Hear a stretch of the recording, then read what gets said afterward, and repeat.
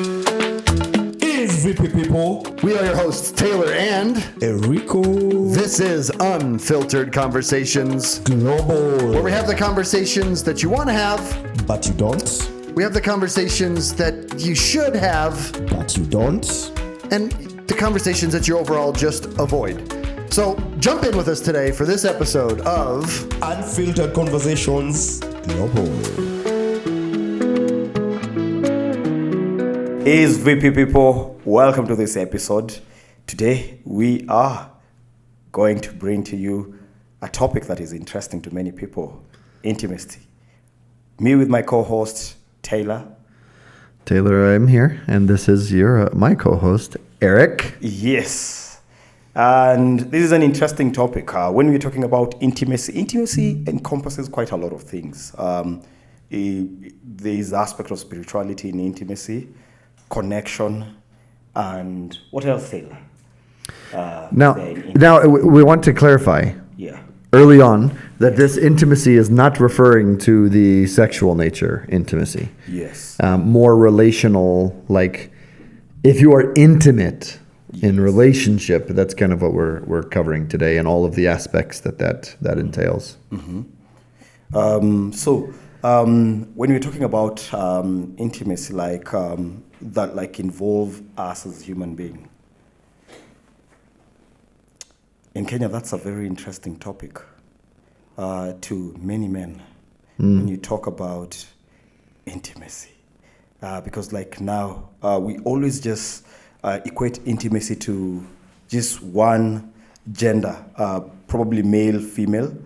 It's usually more like a taboo to say I'm intimate with a fellow man. Now, question, is it also taboo between women in Kenya? Like if a woman is having a very, very difficult time, are there people that she will call and she'll cry with and she'll talk to and she'll articulate the whole problem with? And is that normal, or is that also a taboo, like intimacy overall, besides between men and women? No, with women, I think it's better. Like with women, it's not a taboo, but like women, at least they know how to get into this space of intimacy and are able to share out their grievances, their issues. So like with men, there is where there's a bit of a difficulty, and that's why sometimes you might find quite a lot of people talking about trying to support the boy child. In this matter. Yeah, so in Kenya, there's an awakening to the disparity and differences between men and women and how they're treated, especially growing up. And so that's when he says boy child, he means essentially how are we raising up boys to be men, and the amount of attention that is placed on women in comparison to men is very disproportionate, which the same thing is happening in the U.S. It's just the terminology is a bit different here in Kenya. So. Yeah, because the other thing as well, when you're looking at this, you'll find there are quite a lot of women groups, and there are no men groups that talk about various issues that are affecting men in the society, but women have got that. And recently, there was a statistic that was made that 70% of men commit suicide in Kenya. That can't be right. That's I think 70% of men commit suicide. In what time frame? I'll pull that out. I'll pull that out so that I can be able to show this to our viewers, so that you can able to see it was a statistic. Eric, think about that. 70% of men. That means 100 dudes 70 are dead from suicide. Maybe 70% of the men in a specific age group, their deaths are caused by suicide. I mean, there's a similar stat in the U.S. that the leading cause of death between 18 and 35-year-olds is suicide. Yeah. So men.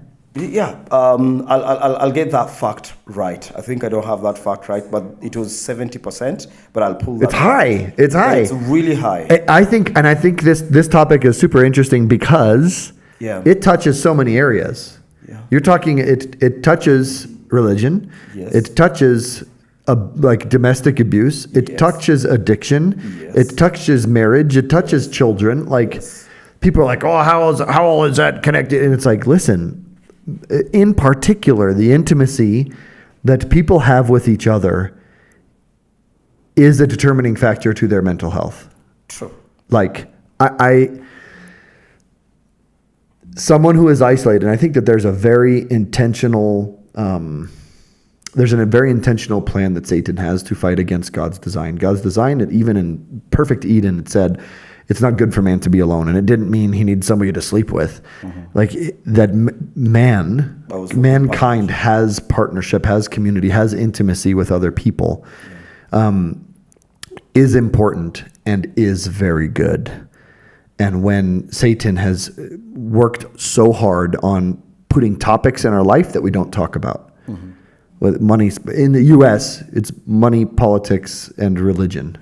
You don't talk about those things. Even like, I think it's the same here as well. Money, religion, politics. You don't talk about that. Yeah, that gets really ugly. It's essentially intimate. Yeah. Like, you're knowing what I think about all these subjects, and so maybe you reject me because of it, or maybe like now we have a conflict, and now we're scared of conflict, which I know that's we try to avoid conflict in Kenya and make people feel good, but ultimately that leads to isolation, especially in those areas. And so I don't think God has designed us to be isolated in those areas. And so when we are not sharing, are not opening up to one another about those things, we become isolated, and then negative outcomes come from that. Different kinds of sin are then spawned out of that. And so you have this cultural thing that's been in place for at least 50 years, that you don't talk about these things. And then you have media, our entertainment, that is always attacking family. Yes. Like, not always, many times is attacking family, belittling what a family should look like, belittling certain members of the family so that they are then looked down upon. And the whole idea of having children, like we've discussed in other podcasts, that children are wonderful and beautiful, and your perspective changes, but it's not presented that way. So then you have even the intimacy within the family is either completely destroyed because families aren't happening, or they're not talking to each other because there's this cultural barrier that's put up between father-son, or between mother-daughter, or between father-mother, all these things that helps to destroy it. Then you also have the introduction of social media, which is like this fake social interaction that then props somebody up allows someone to prop themselves up in a way that then creates this division. There's even research that the more that you engage with social media, the more depressed you become. Yeah, true. That's true. And so you have all of these factors that are playing towards the same thing, which is destroying relationships. Sorry for cutting you a bit. Like we've got like a vast audience that is listening to us. And I think you've touched on the spiritual aspect. You've talked about God. What about those people who do not believe in God, that are watching this podcast? What will be closer to them understanding what we're really talking about? Well, number one, I'm not going I don't think that we will operate, or that even most healthy people operate, the fact that you always have to couch everything you say for everyone that might ever hear it. Yeah. Like, I'm unashamedly Christian, and my perspectives comes from the Bible, and my experience. And I'm not going to not say those things or not be engaging in those areas because there's somebody who might fundamentally disagree with my starting point. Yeah. But even if they disagree with that, the data's there.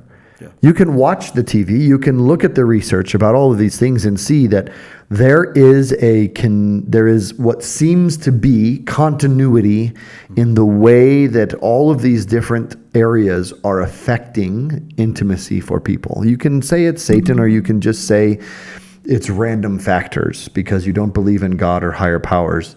Yeah. But I think ultimately we should all be seeing the same data and seeing that it's having the same effects. Yeah. That the desire, even Gen Z, like you look at a lot of their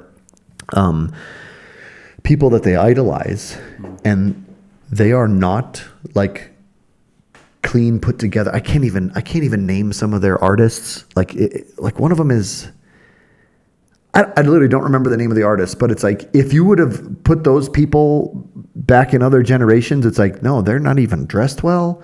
Like they don't look like they've showered. But for Gen Z, it's like they have grown up with Instagram, where everything is fake. Yeah, true. And so even in their, like, what they want for their entertainment is some level of genuine.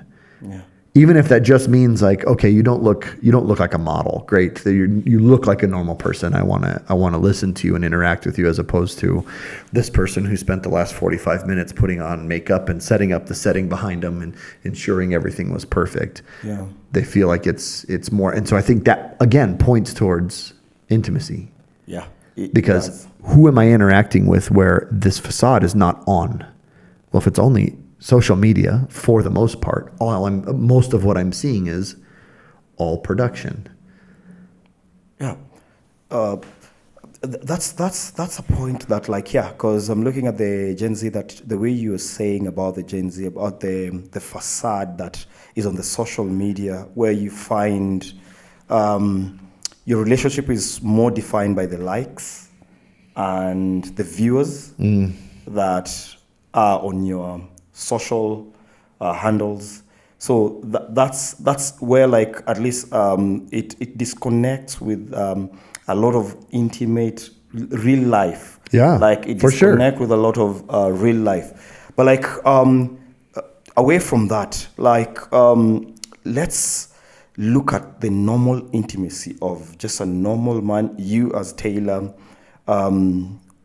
We can look at you too, Eric. Yeah, we're going to look at me, but like let's look at you, like this normal intimacy, that the daily today intimacy of like boy, girl, you and me, that kind of intimacy. Oh yeah, you and me. Okay. Yeah, I think, this is another one of those places where I don't think that America and Kenya are insanely different.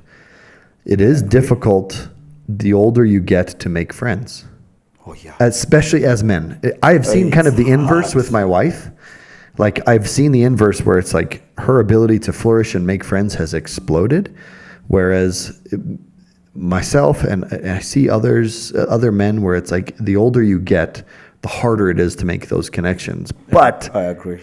They're so important the older you get, because you're experiencing such a vast different array of issues and difficulties that now you're like the I don't know if this is true, but I was told if you hang out with friends when you're getting older, you age gracefully. You don't grow old really fast. I don't know if there's a doctor friend of mine who said that. I don't know if that's scientific or a proverb or yeah, or the Waenga thing, the proverb thing of Kenya. Yeah. And I in America, you have the same difficulty of men having their dudes, right? Mm-hmm.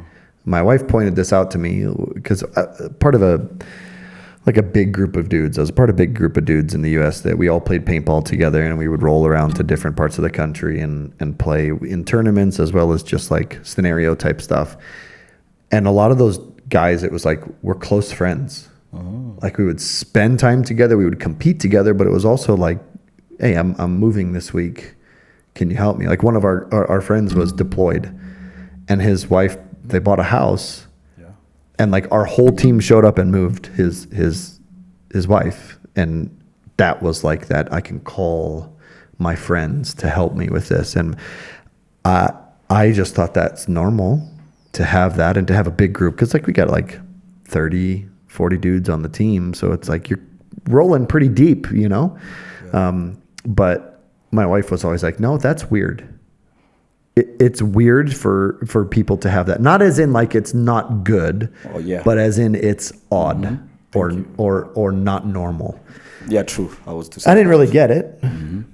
But the older I get, the more I see it. And especially moving away from that group of guys. Yeah. it has shown it's like, okay, reestablishing these kind of relationships and getting close to guys again. Man, one of the dudes in there, one of the best friends I'll ever have in my life, has taught me so much about being a man, has taught me so much about, like, I guess some people would say just being a good human, like follower of Christ, but in terrible ways.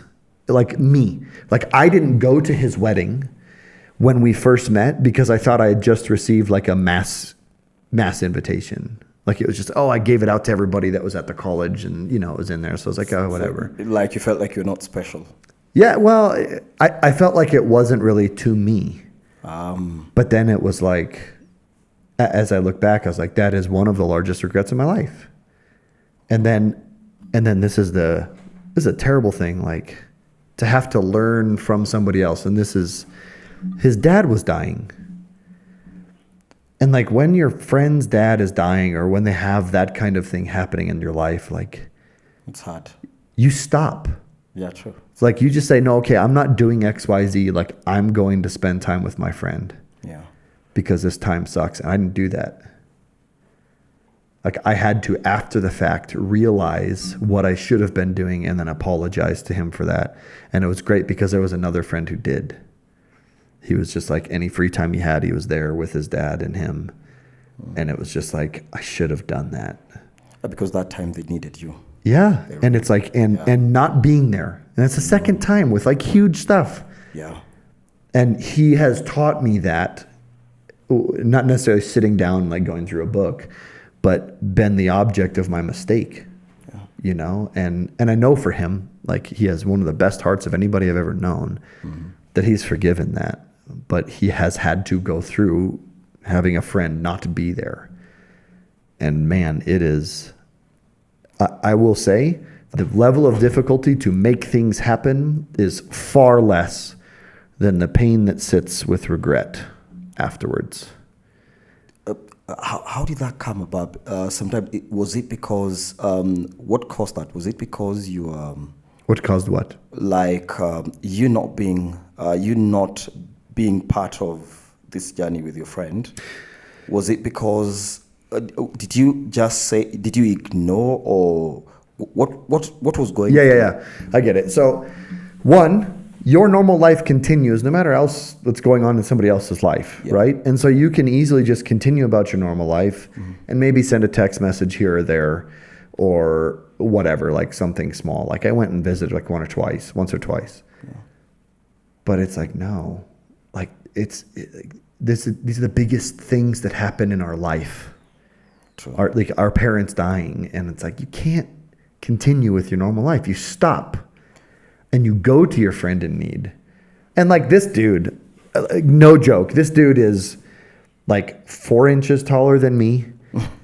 He's probably 50 pounds heavier than me. And that 50 pounds is straight muscle.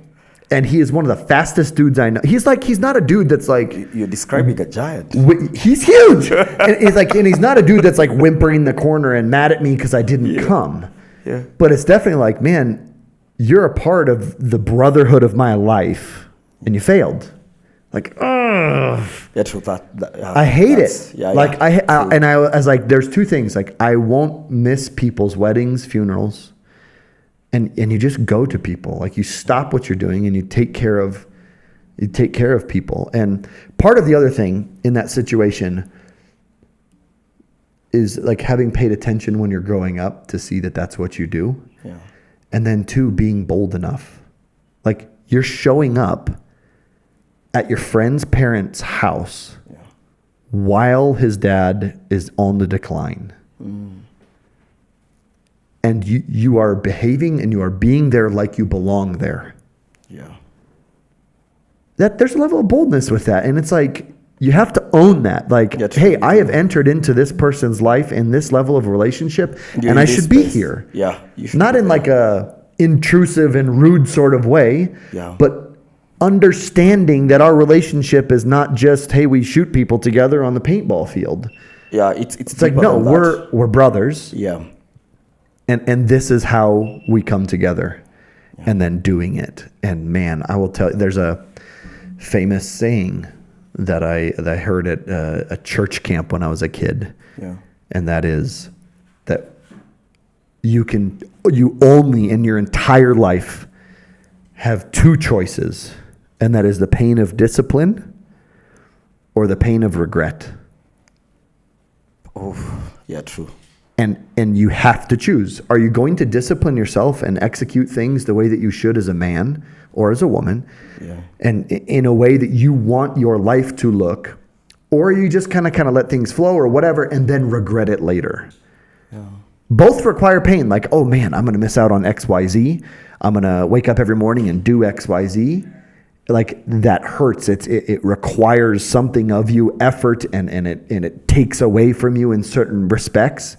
Or you can preserve those areas and then have the pain of what could have been and knowing that you should have been something else.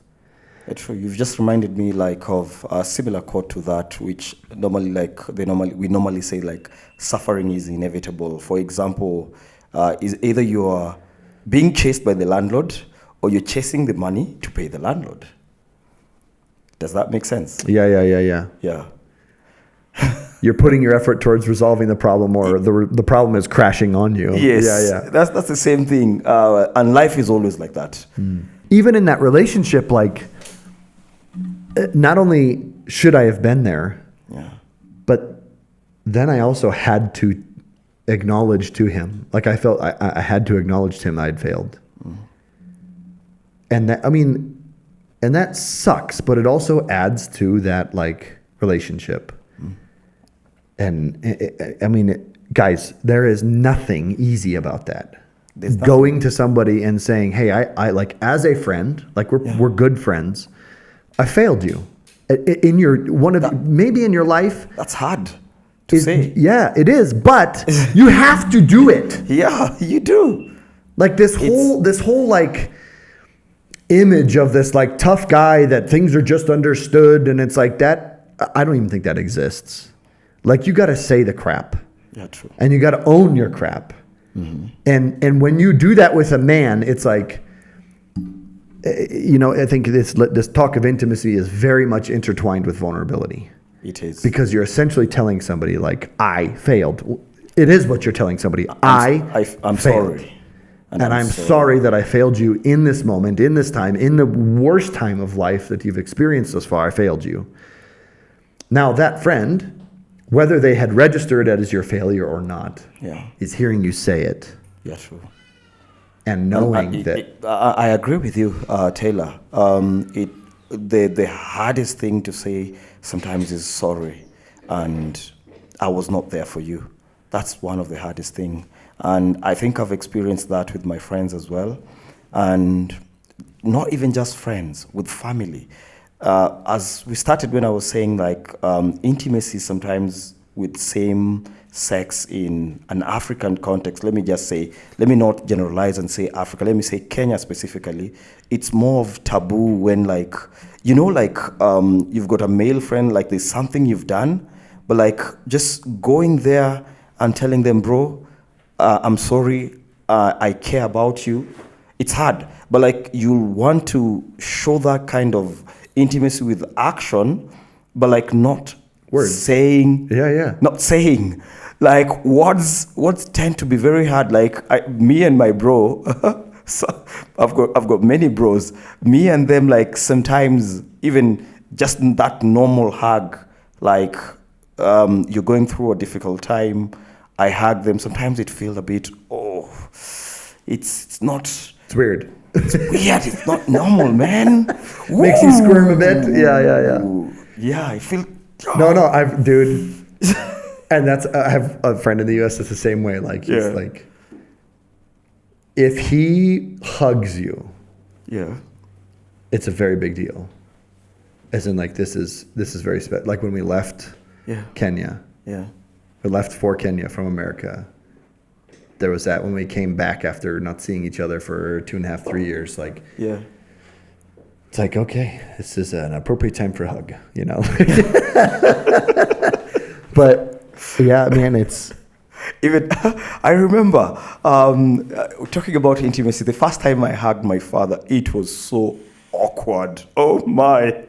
For real, you can remember that? Yeah, I can remember that. It was so awkward. That time I was leaving the country, and I hugged him, and I told him, "Dad, I love you," and he was like, "Are you okay? Are you okay?" He said this. Yeah, he said that to me. Yeah, even me, I felt like I had done a weird thing. Like, what did I do? Okay, that was, and that's what I'm telling you. Like, What'd you tell him? Did you like, no, I'm not okay? Yeah, What'd you say? I just say, yeah, I mean it. I love you, and I'm like, okay, yeah, I love you. And you're like, now I'm gonna go thousands of miles away from you, so I don't have to deal with this awkwardness. Yeah, and with mom, it's easy. Like with my mom, I'll hug her, I'll kiss her, but with dad, oh my, there's that masculinity, that like, okay, what are you doing? Are you okay? Yeah, but dude, like, when you hear those words from men to either other men, like as friends or brothers or parents to kids, like those words, like they hit you in the feels right away. Yeah. Because it's like, this is everything that it's all about. Everything.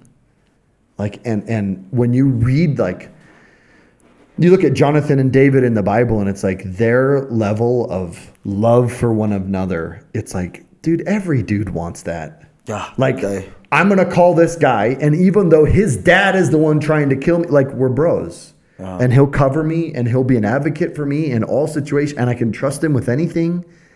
Like, every dude longs for that relationship. Yeah, true.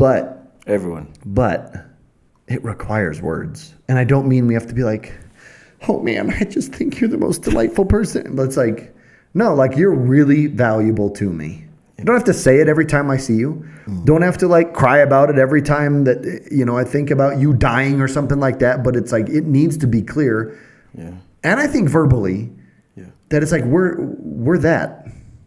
Like, we're brothers. I've had some dudes who don't have brothers say that you are like a brother to me. And I have two brothers.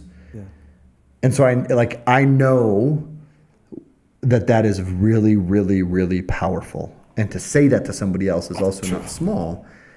And having the relationship doesn't necessarily drastically change when somebody says that, because you've already established the relationship to be that point and they're just pointing it out. Yeah. But even the pointing it out brings that extra level to the relationship. And so I think that intimacy of willing to be vulnerable and being like, dude, you are like a brother to me, or you are in my brotherhood, or whatever. Like those types of conversations are super important. And if you're supported by somebody through those difficult times, coming back and saying, hey, like telling them what value that was to you, also super important, like paramount. That's true. And I know, like, in the African experience, the Kenyan experience, the American experience, in a lot of these respects, is similar.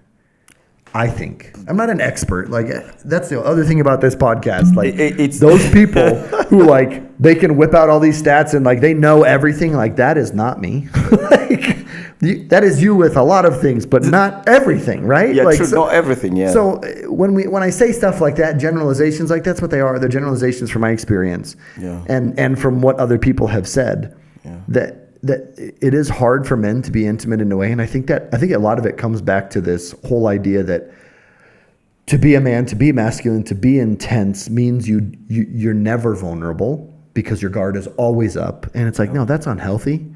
Like, that is unhealthy to always be on that level. It's very interesting to hear that coming from you. And I thought, like, the Western culture, like, men are vulnerable. You can easily see men crying. In an African society, it's very hard to see even men getting vulnerable and crying. And that's why I told you earlier when, like, we were talking, like, for me, it was so weird. Like, I had this roommate when I was in abroad, and this guy hugged me and kissed me. Yay! that felt so weird. So weird. Like, I still remember that moment, and I was like, dude, yeah, I know you love me. I know we are good, but don't do that. Don't do that. Don't do that. Just He hug kissed me. you? Yeah, he kissed me, man. No, not on the lips. Like, Not on the like lips. what's the Not movie? on the lips. Like Cool Runnings? Is that the movie? No. It's not Cool Runnings. It's Remember the Titans. Where he's like, they're like, oh, what's wrong, man? What's wrong? He's like, he kissed me. Like, remember that? Oh, man. And this dude, he was excited. He was genuinely excited about like the friendship. Like, we were buddies.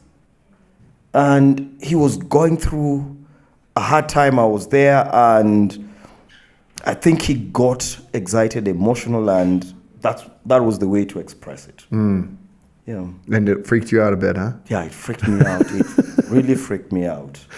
Sometimes when you have topics like this that you talk about, you know, like, I think it's important that you acknowledge that we acknowledge, like, this is hard. It is And there's the opportunity very hard. for people Yeah. to hurt you. It's like that's the essence, I think, of vulnerability, is that someone is able to hurt you. Yeah. And, you know, like you talked about American men, and I want to couch what we're discussing, that it's like, it's not just crying. It's not just like showing weakness. It's entrusting your weakness with someone else intentionally. I think that is vulnerability. Yeah. That is what men seek, and what men would be interested in doing, as opposed to exposing weakness uncontrollably.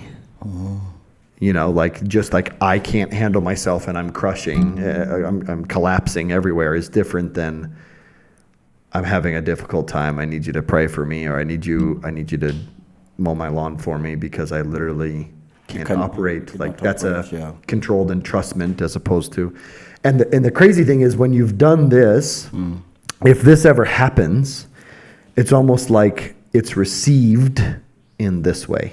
Yeah. So if something is horrible, and like, you can't operate, like, the people that you've been vulnerable with in the past, like, they come around and they then encapsulate that experience inside of their trust. And it changes the whole way you view that, because now it wasn't you were alone and collapsing. It was like, you had your friends there, either emotionally available, whatever you want to term it, helping to prop you up and get you through that time. And because you'll see, again, the goal isn't just like crying. Like, oh, I thought American men cried. Like, yeah, there's a ton of pansy dudes who just are unable to control themselves, and they just fall apart. That's not intimacy, and that's not trust. That's just weakness. Yeah, true, yeah. That is not supported and not engaged with in a healthy way.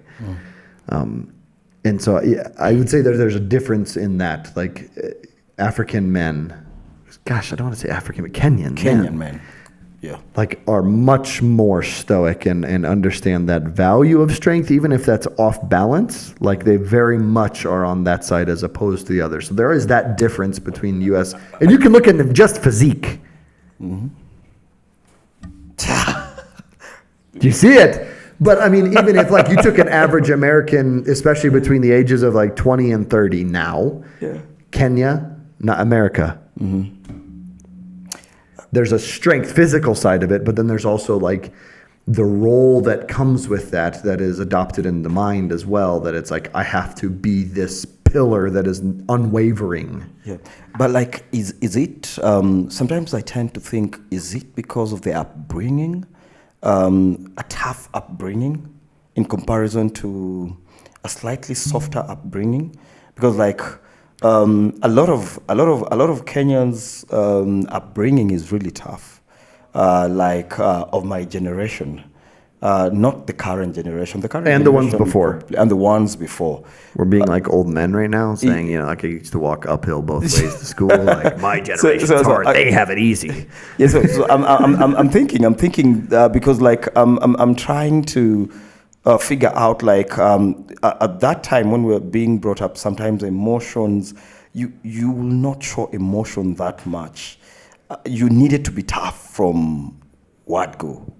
You needed to be tough, and I think sometimes that's what brings this this hard perception where like we are not vulnerable, but we are in our own way. But like because we grew up being told a man should not cry, a man should not say some things.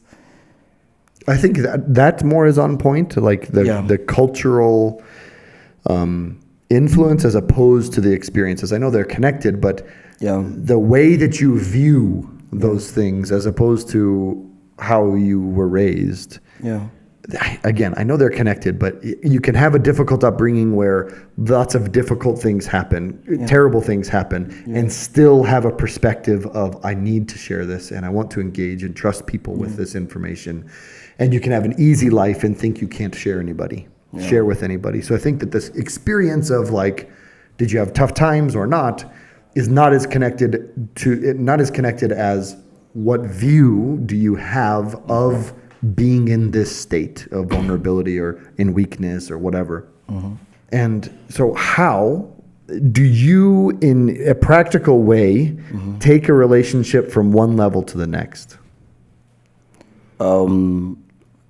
Same sex or with bros and with bros. Ladies, the formula for that's going to be very different, but some of the ideas might still pan out. For the viewers, by the way, what Taylor said, like, it's very practical. For me, like, examples will be like, example will be with my bros. I know one of my bro went through a very difficult time, losing a child. That's the time that even me, I felt really crushed because, like, he's my brother. Like, I walk with him every day. And I know the joy of expecting a child. So, like, it was painful, and I saw him for the first time. Like, I saw a teary eye, like when I was looking at him. So, and I was like, I knew, like, okay, this has really crushed him. This was painful, and it really got to me as well. And I was like, and like, what I could do is just hug him and tell him, because you can't feel that pain. You can't feel that pain, but like, you can only tell them that sorry, and all will be fine, because you do not know how it will be fine. You know, sometimes, like, if you're not in a particular space, you're not able to articulate what you can be able to tell someone, because you won't be able to feel their grief. It's like we were talking in our previous episode where, like, about our ladies, like, going through labor and that you don't know how it feels like. And this time I didn't know how it feels like, but the only thing that I knew, I was supposed to be there with him, and I was there with him. Anything that he wanted me to do, and sometimes it's just not about you being able to give financially. Sometimes it's just you being there. Yeah, for sure. Not sometimes, most of the time. Yeah, you being there. You know, sometimes you might feel like what disconnects me with friends. Sometimes I feel like that time I'm not financially capable, and sometimes I stay away, which is a very wrong thing or wrong notion to have, because it is not the money. It is your presence. It is you being there with them. It's you walking the journey with them. It's you telling them, I'm sorry, and I'm praying with you. Just being there. Yeah, I'm just there with you. So that's the moment that I think through intimacy, that's one of the moments that I got a bit vulnerable, and I felt it. It was painful for him, and it was painful for me as well. But I could not know the pain. But that's the moment. Okay. So what about that's like current bros, guys you're already close with. Yeah. What about like new bros? How do you take somebody and advance them through to the next level of friendship? Because I'm thinking about how many of people that might be watching, like COVID. Yeah. Like there's a social media age, and then you have COVID, and it's like there's been so much in their life that has pushed them towards isolation that the practical side of relationship building can be lost, and or compromised. Yeah. And so it's like, how, in your context, in Kenya, do you say, oh, I met this new guy, me and Ndroge we've seen each other a few times, like we get along very well.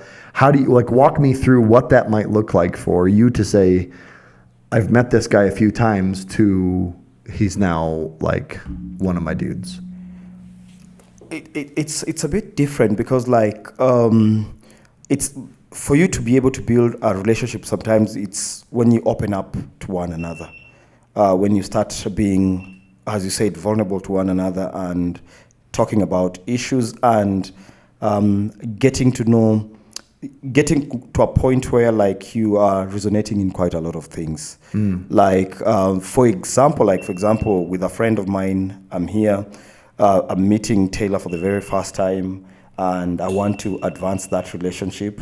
I want to know Taylor more, and sometime when I invite you to my space, like when I invite you to my home, it means I'm welcoming you. Yeah. I've noticed that about Kenya. Yeah. That the invitation to a Kenyan's house is very, very, very significant. It is. And it's almost like the flip side of the flippancy at which, like, I will invite people to my house is foreign. Yeah. Like, oh, we've met a few times, come to XYZ. It's like, okay, yeah. And it's like, but that's something you as an American can do, but I don't do that. In Kenya, that means I'm exposing myself to you. It means like my home is literally my nakedness. That's me. Okay. That's me, as in that's me at my raw. At your what? Me at my, like, that's me opened up. At your row. Yeah. Explain that one. Like that's we're learning some Kenyan culture here. Well, I am. You guys probably know about it. Like what do I mean? Like that's really me, like naked. Let me just say that in short. Okay. That's me naked. Like you're getting to know a lot about me. It's my space. Like it doesn't matter how. Like now I don't want to give you my best. I want you to know everything about me. Okay. So that's how we build friendship. By the time we get to that point, now, just know now this is getting deeper. Like now, it's that particular point where I'll be able to when there's something happening in my life, I'll be able to communicate that to you because you're becoming closer and closer. You're becoming more than a friend. Yeah. So I think that's a good stepping stone, in particular in Kenya. But even you said you talk about issues. And that helps to deepen that relationship. Like even for us, and as an example, like one of the times we sat down, we just shared about like our upbringing. Yeah. And I think that's not necessarily like this is what I did when I was 3 years old and 4 years old, but it's like knowing, okay, what's your background?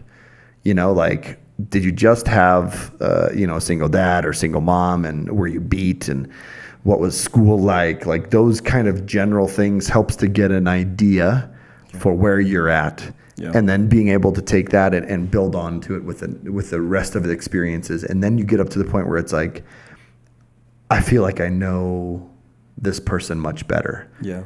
And like, I've also encountered a different side of people here in Kenya and in the US that it's like, those things are super guarded. Yeah. And it's like it's very clear that we don't talk about those things. Like even to the point where I have heard multiple like over 10 Kenyans Yeah. talking about the fact that you don't want to marry somebody that like you went to primary school with and then secondary school with because they know you. Like they know how you used to be. Do you have that perspective, or do you know it, or have you heard of it? Like it is not rare here. But you here you've got some sweetheart lovers who come. Yeah, for sure. Yeah, who come deep from primary, high school, and then university, and then they go their separate way, and then they come back together, or they continue with that journey. But like, yeah, sometimes it's more to do with exploring. It's like you want someone different. You want someone who's in a different culture. Okay. That's usually more of. I associated it with that. like privacy. Not really privacy. Okay. Not really privacy. So like, yeah. What else was I thinking about? I was thinking about like, now we're talking about intimacy. You're married, I'm married. No, hold on. We're talking about intimacy and growing friendships. Yes. So we've got like you have you hang out, sometimes interact, joke around, then you come together and you start to share a little bit more about who you are, maybe Yes. your foundational stones, your upbringing, that type of stuff. Then what? Yes. Yeah. So I'm heading there. Then So- no. Then you said it. Then like the invitation for it's so interesting. For you, that's a step in the process. Like you come to my home. Yeah, you come to my home. That's a process. Okay. I come like you are opening me to your space. Yeah. Okay. Yeah. Even like when you open me into your office space, you're not just showing me the smiling. You're able to show me. It's you without makeup. Yeah. Like it's you. Thank you. Yeah. That's literally. But what it's it behind the is. scenes. Yeah. Yeah. That's behind the scenes. Okay. And Yeah. so that at that point, I'm actually kind of sensing it. Like at that point, it's like you're in. Yeah. You're in. And so, okay.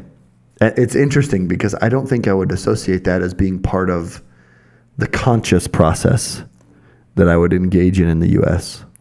And the second bit is like when I bring you to my home, the other bit means that if I've got a family, I'm introducing you to that. These are special people to me. Yeah. Okay. And you're having access to special people in my life. Yeah, So yeah. it means like I'm opening up to you in every bit, in every department of my life.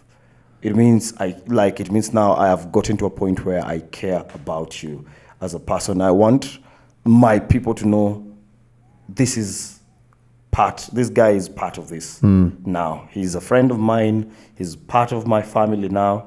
And that's why I'm doing all those things, because my kids will start calling you uncle, or you'll become a family friend. Those are the things that are going to happen. Okay. And like now I'm expanding, and now you get to understand now that bit. Yeah, slowly by slowly. I never grew up. Yeah. Sorry, I shouldn't say any of that. Like my mom had a really, really good friend that we called our aunt. Yeah. But I didn't normalize that Yeah. until like I started having kids, and I was like, oh yeah, this is gonna be your uncle. Yeah. Like I have my brothers, I have my sister, I have their spouses, obviously, but then there's these deep friends, and so some of the viewers in the U.S. might say like that's a Kenyan thing where good friends are called uncle, but it really is like I make that connection that no, it happens in America too. Yeah, it does. America's huge, and there's so many different cultural pockets, so that might be completely foreign to some areas and say that would never happen. Others, it's like, well, of course, Taylor, you dummy, I never even thought that would be just foreign to Kenya. But Yeah. it is. Yeah, but look at it as well in this particular format. Like, when this person, like, for example, after I invite you into my space, if, like, for example, me and you, we are friends. If I offend you, it offends your entire family. Like, Expand on that. Your wife will feel upset if you go back home and say, do you know, Eric did this to me? They'll feel bad because, like, now they've already known, you've made Eric known to them. Eric is known in this particular way, and they've opened up to Eric. So if Eric now, there is expectation of Eric There's a threshold where they're expecting this is what Eric can do. Yeah. So, and that's why, like, your kids will high five me, and all those kind of things, because, like, now their dad has told them, "This is a good man." Yeah. So, like, do you see how that connects to? Yeah, for sure. Yeah. Yeah. And I'll show you those things. And it's an interesting bit. I'll show you those things, but, like, I'll not say, like, those words like, "Hey, bro, I love you." But, like, you'll just know I love you. Right? I'm expressing all those things while I'm doing things for you. You'll just know, this dude loves me. Yeah. This dude has my back. So now, like so I think we have a pretty good guide on that one in Kenya, as well as even stuff for people in America to do, that, like, that intentional conversation, be like, man, when I was a kid, and then just go into it and then ask each other questions, like that's a huge part of it, and feeling like you can, and I have found that sometimes it's only the social expectations generally that restrict the relationship from going deeper. Yeah, true. So what I mean by that is just jump into the questions. And sometimes people are thrown off because that's outside of the typical, but it's not outside of the desired. Yeah. Does that make sense? That it's like, I am open to answering these questions, but I don't expect you to ask them because we're not, society would say we're not there yet.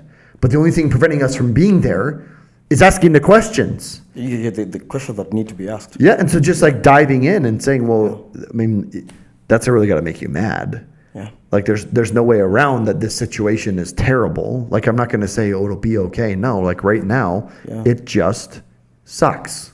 Yeah, it does. And there was one time where you ask questions or you just make statements that are valuable, that deepen a relationship. And there was one time where a friend of mine, her brother was dying. It's her younger brother. He was dying. Literally dying. But over the next couple of weeks, he's gone. Wow.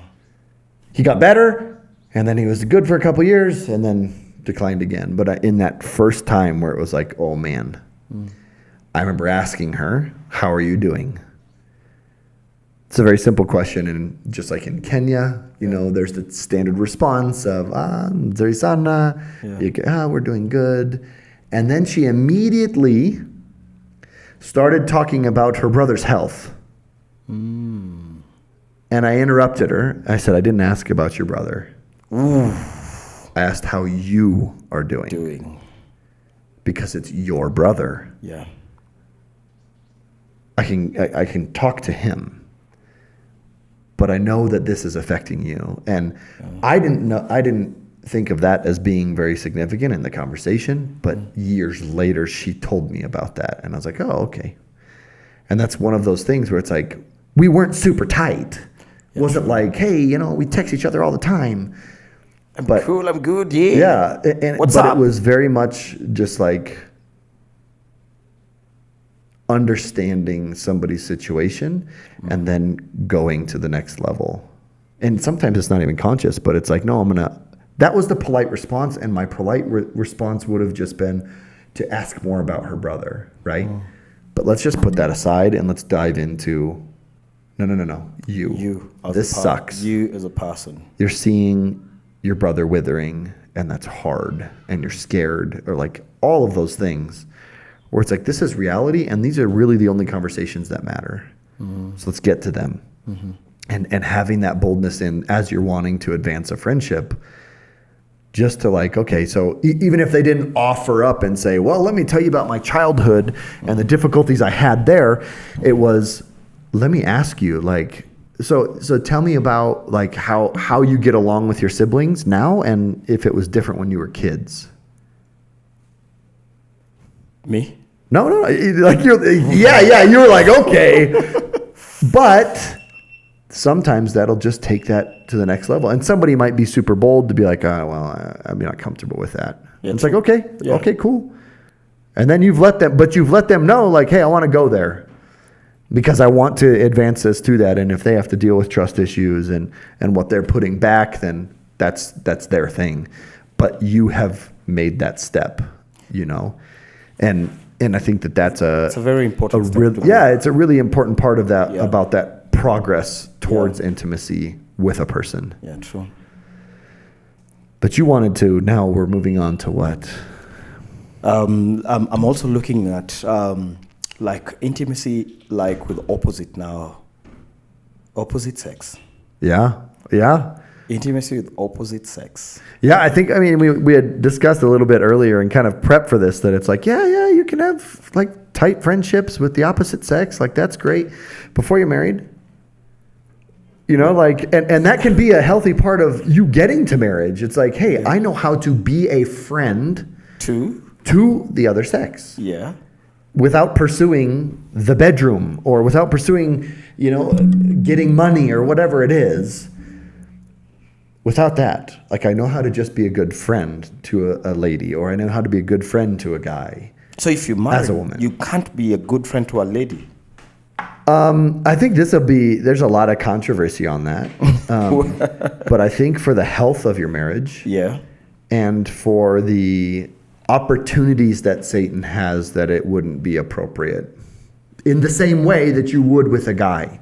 So like, you might go to a guy and say, man, like, I'm having these struggles with my wife. Like, what do you think? That has been your experience? How should I progress forward? What action steps should I take? Yeah. With a dude, that has one. Here's the thing: with a dude and a lady, they might have the same response. Yeah.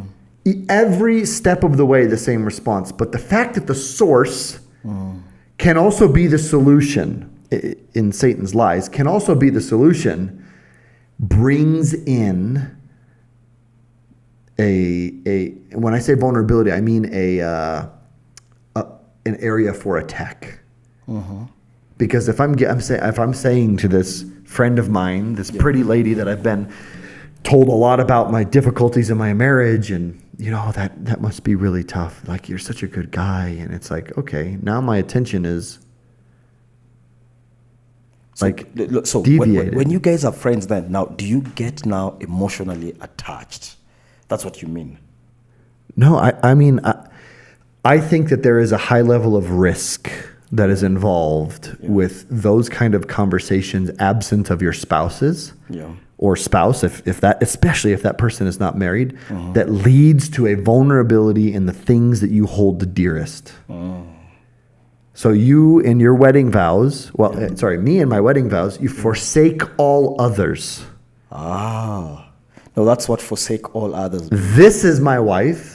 She has a position in my life that is unlike any other. She has an authority over me in my life that is unlike any other. She has access to my vulnerabilities in my life that is unlike any other. Now, I start to take vulnerabilities in that relationship or vulnerabilities with me and expose them to somebody else that could fulfill them in a similar way. Whether it be providing that female comfort and that nurturing relationship and that care and that love and that affair, coming down to that. To what point should this intimacy with the different sex get to? To what point, to what extent should you expose yourself? To what certain extent can you expose yourself? How do you, like, when you're having a different sex relationship, where do you say this is the limit? Yeah, I mean, it's a great question. I think it does vary, not only from person to person, but also where you are. If you are not married, then your level of intimacy with women will be different than if you are married. Well, some women will say you are emotionally defrauding them, because you'll be too intimate with a number of women that when you're not married.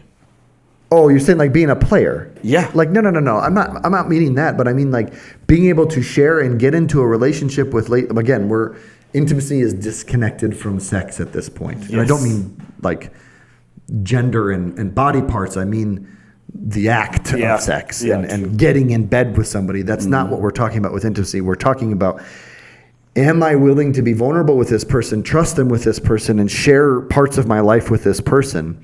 And if you have good friends and they are women, or if you have good friends and they are men and you're a woman, then that will happen. Yeah. As you are friends going through things.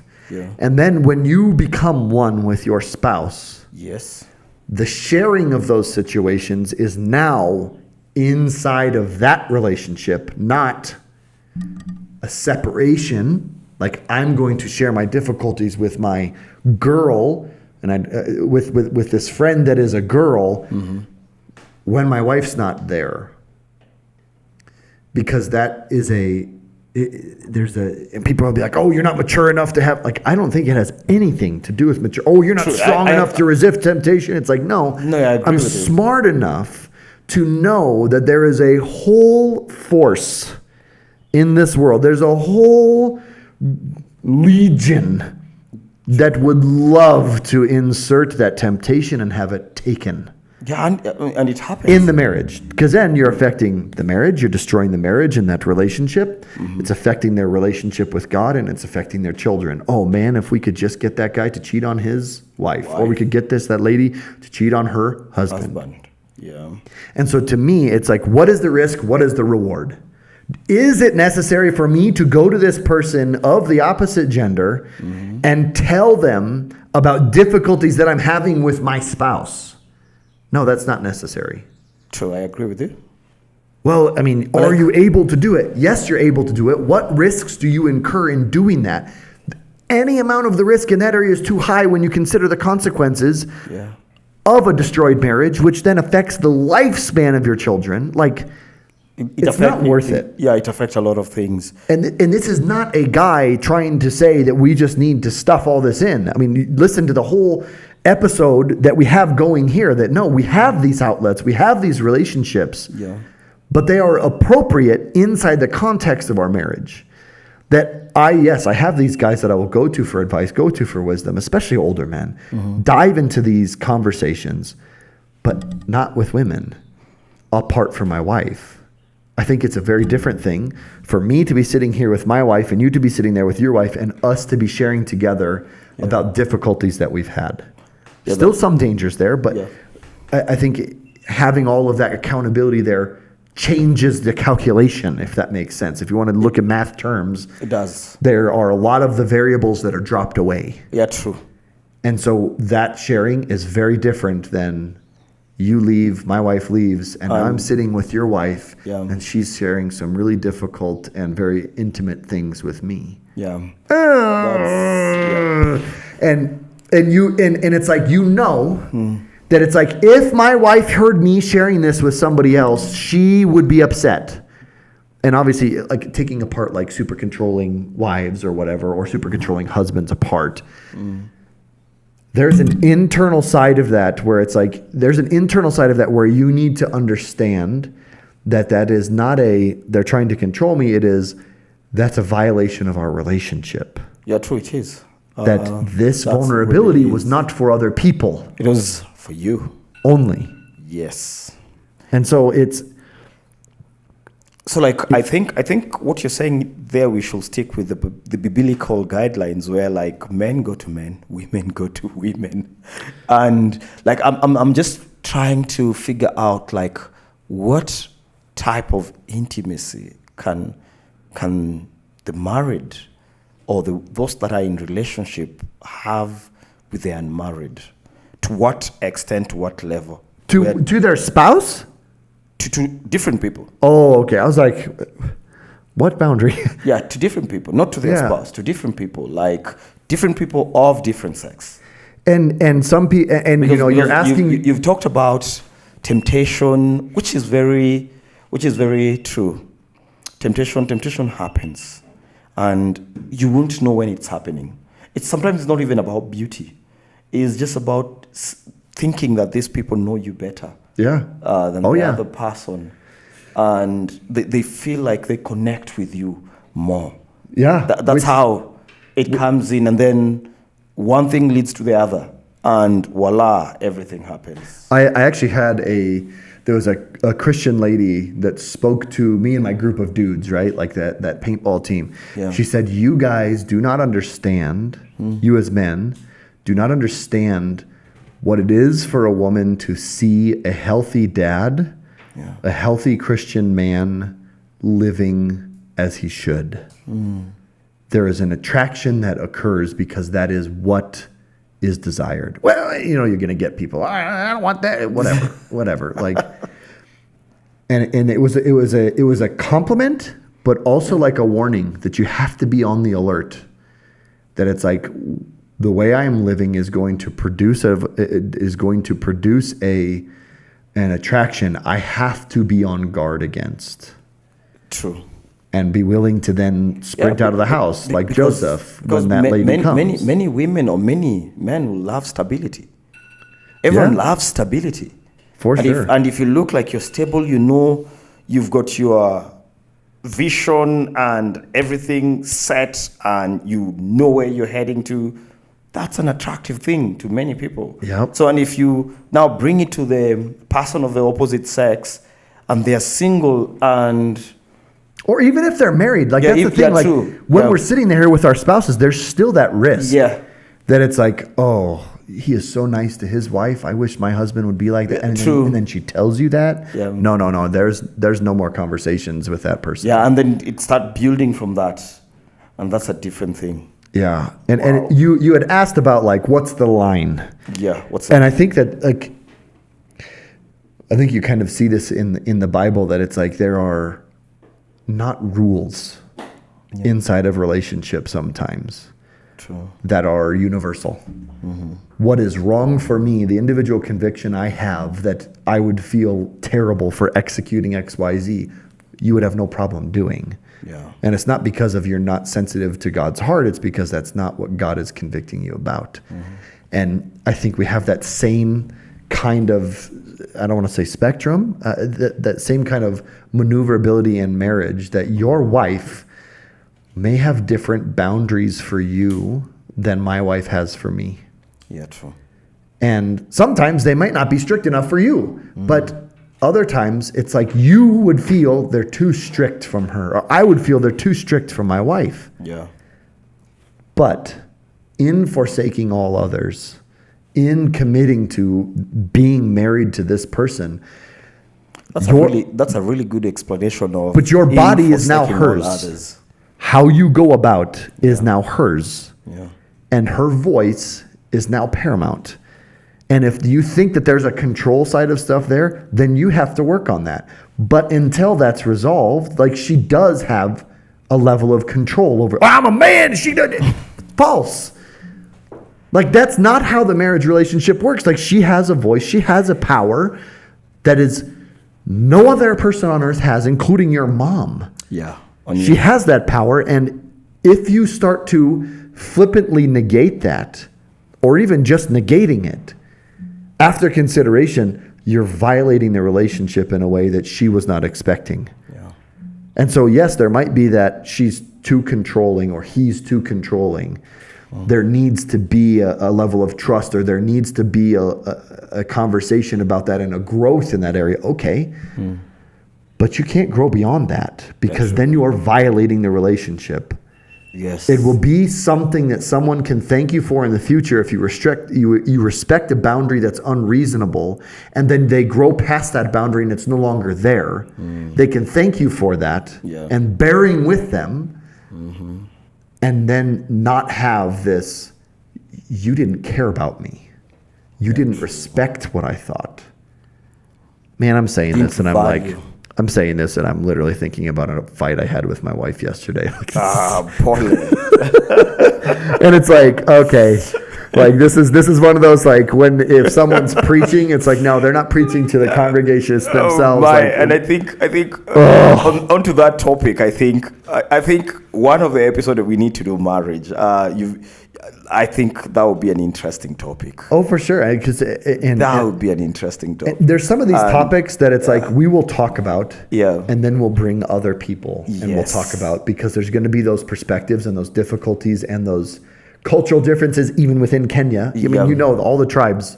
Yeah. There are different rules and there are different engagements and expectations. And so, yeah, like I think that conversation of specific parts of marriage or marriage in general is going to be big. Yeah. But it's also that part of the thing I love about this medium, podcasting or conversations, is that people can listen to these and listen to a conversation that they may in their life never had the opportunity to listen in on. That's true.